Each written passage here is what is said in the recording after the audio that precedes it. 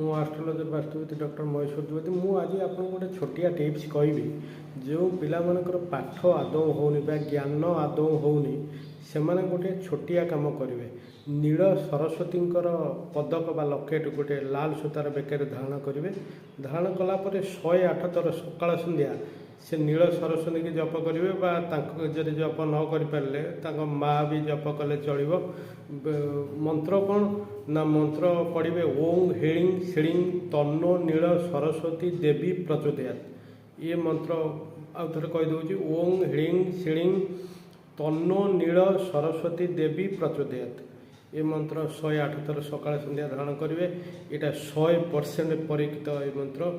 এই ମନ୍ତ୍ର ଜପ କଲେ ନୀଳ ସରସ୍ୱତୀଙ୍କ କବଚ ବା ଏ ଯେଉଁ ପଦକ ବା ଲକେଟ୍ ଧାରଣ କଲେ 100% ପାଠ ହେବ, ଜ୍ଞାନ ବଢ଼ିବ। ଏଇ ସବୁ ଜିନିଷ ବହୁତ ବଢ଼ିଆ ହେବ।